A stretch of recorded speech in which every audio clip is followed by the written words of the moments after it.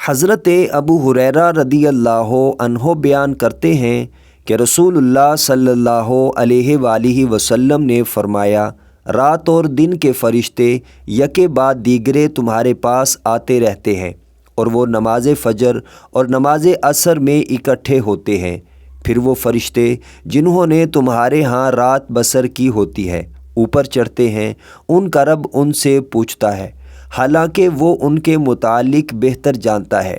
تم میرے بندوں کو کس حال پر چھوڑ کر آئے ہو؟ وہ عرض کرتے ہیں، جب ہم ان کے پاس سے آئے تو وہ اس وقت نماز پڑھ رہے تھے، اور جب ان کے پاس گئے تھے تب بھی وہ نماز پڑھ رہے تھے۔ مشکوٰۃ المصابیح حدیث نمبر 626۔ حضرت ابو ذر رضی اللہ عنہ بیان کرتے ہیں کہ رسول اللہ صلی اللہ علیہ وآلہ وسلم نے فرمایا، جب بندہ نماز میں ہوتا ہے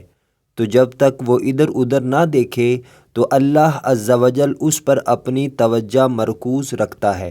اور جب وہ ادھر ادھر دیکھتا ہے تو پھر وہ اس سے رخ موڑ لیتا ہے۔ مشکوٰۃ المصابیح حدیث نمبر 995۔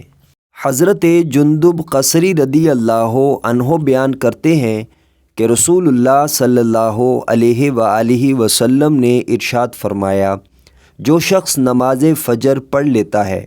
تو وہ اللہ کے عہد و امان میں آ جاتا ہے، چنانچہ تم ایسا کوئی کام نہ کرنا جس کی وجہ سے اللہ اپنے عہد و امان کے بارے میں تمہارا مواخذہ کرے، کیونکہ وہ اپنے عہد و امان کے بارے میں جس شخص سے مواخذہ کرے گا تو وہ اسے پکڑ کر اوندے منہ جہنم میں ڈال دے گا۔ مشکوٰۃ المصابیح حدیث نمبر 627۔